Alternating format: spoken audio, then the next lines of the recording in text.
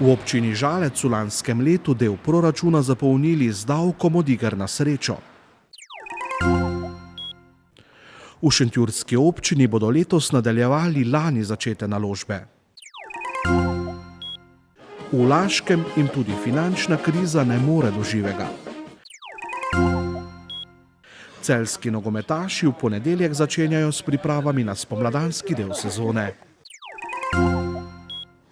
Spoštovane gledalke, cenjeni gledalci, lepo pozdravljeni v tokratnih dogodkih dneva na televiziji Celje.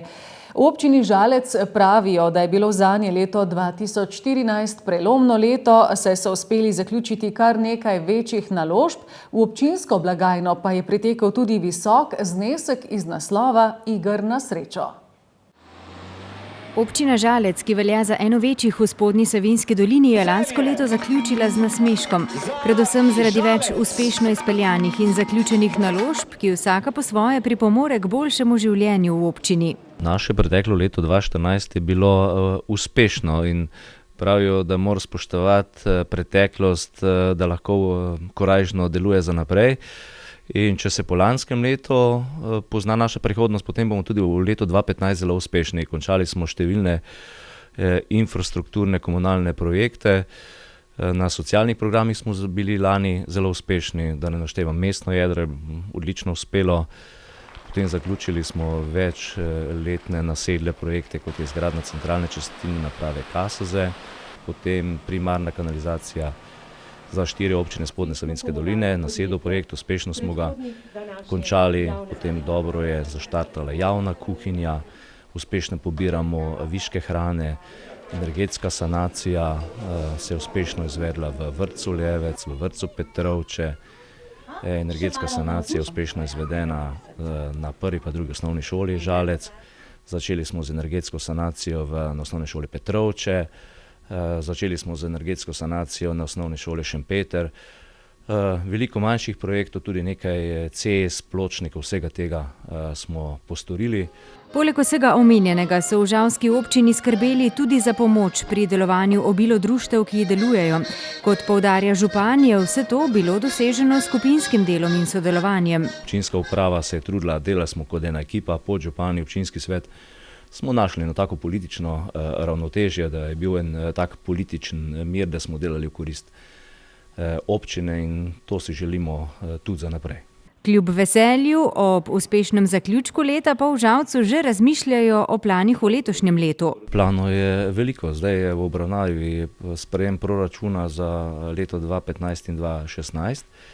Mi smo tudi denar iz dobitka Euro Jackpot vključili med prihodke za proračun 2015 in 2016.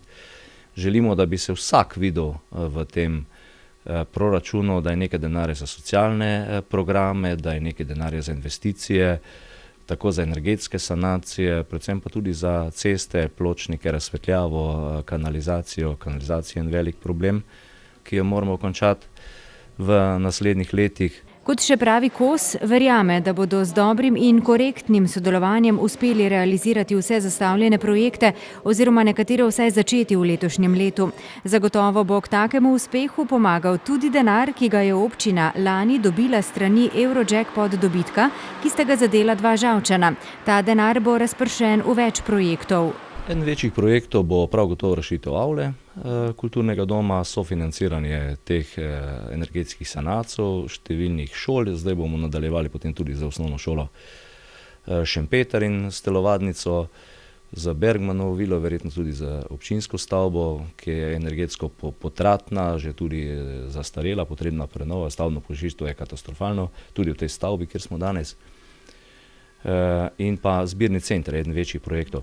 Drugo pa vse porazdelimo po vseh krajevnih skupnostih, med vsa društva, med vsemi proračunskimi uporabniki. Vse ta denar ni nič drugega kot en dodaten prihodek, povečan za 4 milijone. V občini Šentjur bodo v letu 2015 uresničili kar nekaj projektov, ki so jih začeli že v letu 2014. Če bodo občinske finance dovoljevale, pa se nadejajo, da bodo že začetim naložbam dodali še kakšno novo. Šentjurski občinski svet je sprejel tudi dolgoročni razvojni program do leta 2020, ki daje glavne smernice za razvoj te razprostranjene občine. V preteklem letu smo sprejeli tudi dolgoročni razvojni program, kar pomeni seveda vizijo za bodoče obdobje, tam nekje do leta 2020. Kar pa se tiče leta 2015, pa imamo že pripravljeni kar nekaj investicij, in sicer več ali manj investicij na energetski sanaciji posameznih javnih objektov. Tukaj govorimo o posameznih vrtcih, konkretno vrtec Pešnica, vrtec Center, vrtec Slivnica, vrtec Planina in podružna osnovna šola Blagona. Nadaljujemo tudi z izgradnjo kanalizacije. V letu 2015 se bo izvedla kanalizacija, tretja faza, in sicer na območju Pešnice, potem Nove vasi in pa Stopč. Hkrati pa bomo tudi uredili večnamenski objekt Prevorje. Ta dva velika projekta, o katerih govorim, smo pridobili na 8. javnem razpisu, se pravi gre za evropska sredstva. No, na nek način grenkobo pa ugotavljamo vsi župani, ne samo jaz, da bo naslednja finančna perspektiva za občine zelo, lahko rečem, neperspektivna, kajti tematski cilji, ki so v ospredju, ki so na nek način sprejeti tako s partnerskim sporazumom, kako tudi z operativnim programom, so na nek način do občin zelo, lahko rečem, mačehovski. Malo za šalo, malo za res smo župana povprašali, kako bi lokalna skupnost sledila, če bodo Tajfunovi košarkarji še naprej igrali tako uspešno. No, to je zelo dobro vprašanje. Dejstvo pa je verjetno drugače, da v bistvu sam osebno dvomim, da si lahko privoščimo kakšno ligo, kot je recimo ABA ali kaj podobnega, tudi v primeru, da bi imeli primeren objekt, kajti naše gospodarstvo oziroma gospodarstvo tega področja verjetno ne zmore 2 oziroma 3 prvoligašov v takšni konkurenci. Poleg nas je tukaj še seveda Rogaška Slatina, tudi ne nazadnje Podčetrtek, ki v drugi ligi, sve kar se košarke tiče. V bližini imamo Elektro, v bližini imamo Polzelo, imamo Zlatorog, tako da je kar nekaj ekip na tako relativno majhnem področju, ki na nek način si konkurirajo za visoka mesta na lestvici in pa se s tem tudi omogočen prestop v ligo ABA, vendar pustimo čas v čas in ko bo konec sezone, potem se bomo ukvarjali tudi s takimi vprašanji. V občini Laško pa tudi v novem letu načrtujejo obnove številnih cest, nadaljevali bodo tudi z obnovami vodovodnega omrežja. Vsesplošna finančna kriza, vsaj zaenkrat v Laškem, na srečo ne pušča vidnih posledic. V Laškem imajo za leto 2015 v načrtih znova zelo veliko. Vse skupaj je seveda odvisno od proračuna, ko je del na vseh področjih še precej. Mi smo proračun za leto 2015 že sprejeli smo ga na nekakšnih izhodiščih, ki so bila znana, skratka na izhodiščih iz leta 2014, več ali manj. Jaz upam, da bo ta izhodišča tudi nekako ostala vnaprej. Res je, da še potekajo pogajanja med Združenje občin kot tudi in pa vlado Republike Slovenije v izhodiščih še za leto 2015, torej še niso čisto jasna.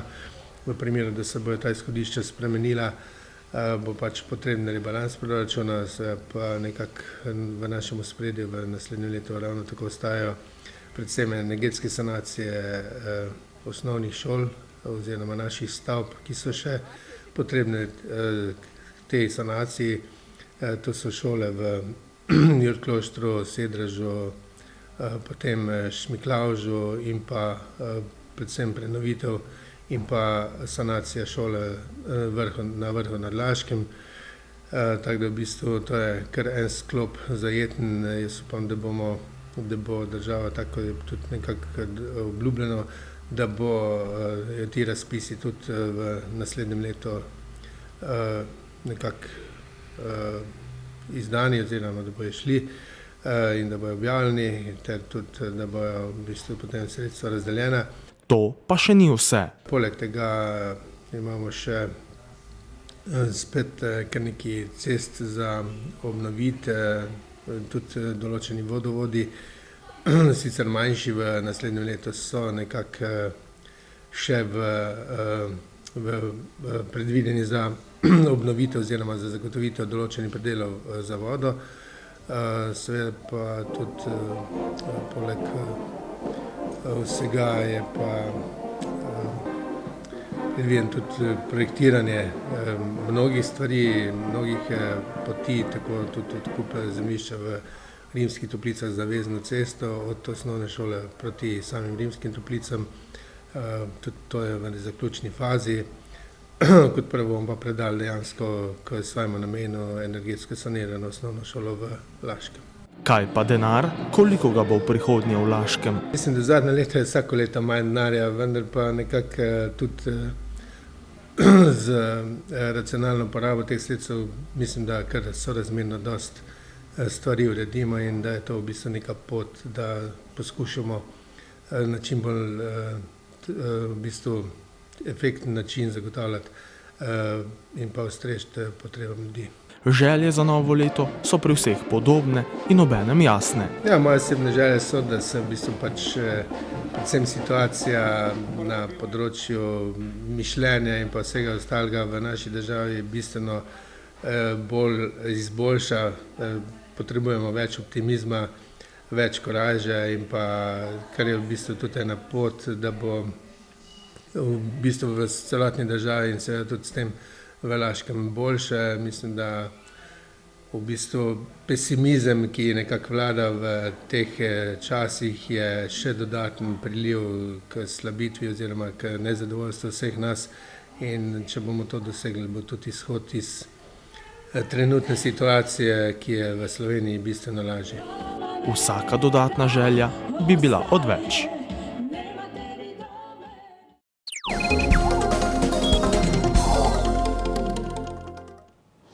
Celjski nogometaši bodo s pripravami na spomladanski del sezone začeli v ponedeljek 12. januarja. Večji del pripravljalnega obdobja bodo varovanci Simona Rožmana opravili doma, dvakrat pa se bodo odpravili tudi na hrvaško Istro, natančneje v Novigrad in Umag. Pravzaprav priprave že potekajo, kajti fantje od 2. januarja naprej delajo po samostojnem programu, pravzaprav samostojno po programu, ki ga je pripravil trener Simon Rožman skupaj z strokovnim vodstvom. 12. je potem zbor, po katerem bomo začeli z skupnim delom. V prvi fazi bomo trenirali v Celju, po vsej verjetnosti na igrišču Olimp. Proti koncu meseca pa načrtujemo prvi ciklus, mini ciklus v Novem Gradu, v Istri. Potem se spet za dober teden vrnemo v Celje in pa potem zaključni miniciklus v Umagu.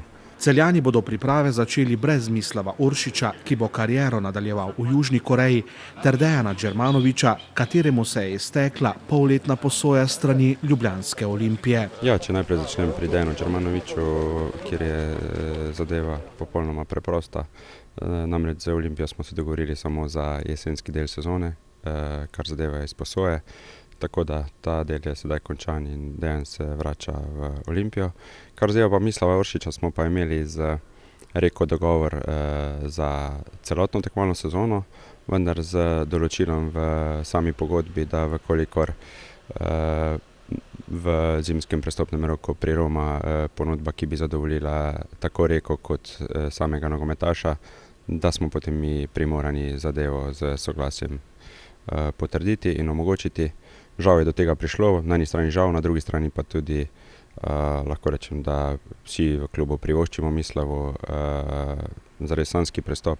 Čeprav za nekatere celjske nogometaše na tržišču vlada veliko zanimanje, trener Simon Rožman v ponedeljek na zboru pričakuje vse razpoložljive moči, vključno z Benjaminom Verbičem, za katerega se zanimajo številni tuji klubi, ter aktualni državni prvak Maribor. Menim, da si je ta interes tudi zaslužil. Po drugi strani pa do sedaj ni bilo nič kaj tako konkretnega, da bi bilo, bom rekel, zadevo možno tudi zaključiti. Ste za Verbiča dobili kakšno že uradno ponudbo? Ja, nekaj jih je bilo, vendar, kot sem rekel, niso bile primerne njegovi kvaliteti in pa na nek način statusu najboljšega nogometaša v prvi slovenski ligi. Maribor? Tudi. Kakšna je pravzaprav cena, ki bi vas zadovoljila, govori se o 1 milijon evrov? V tem trenutku težko rečem, kaj bi nas zadovoljilo. Gre tudi za to, ne samo za samo številčno ponudbo, gre tudi za to, da je tudi za Benjamina zelo pomembno, kakšen bo njegov naslednji korak v karieri. Namreč, kot sem dejal, po moji oceni je trenutno najboljši nogometaš v slovenski ligi in zagotovo je naslednji korak v njegovi karieri izjemno pomemben in tu vsi skupaj moramo narediti pravo potezo. V vodstvu celjskega kluba zatrjujejo, da si bodo v zimskem prestopnem roku prizadevali zadržati večino kadra in v drugem delu sezone ostati v boju za najvišja mesta. Stališče kluba je popolnoma jasno in je bilo sprejeto tudi na seji upravnega odbora, to je, da skušamo ekipo zadržati skupaj, da nikakor zadevo ne razprodamo, predvsem ne pod ceno in pa, kar je še po mojem mnenju veliko bolj pomembno, kajti sam delujem predvsem v športnem delu kluba, da ekipi omogočimo takšno zasedbo, da bo lahko optimalno nastopala tudi v drugem delu sezone. Pa kot sem že dejal, ni nikakršnega rezultatskega pritiska, da bi nekaj morali narediti, vendar je prav, da za samo sestavo ekipe omogočimo fantom in vsem ljubiteljem celjskega nogometa, da naredimo maksimum. Športni direktor Ambrož Krajnc za spomladanski del sezone napoveduje okrepitve v igralskem kadru. Nekaj tujih in slovenskih nogometašev bo na preizkušnjo prišlo že v ponedeljek.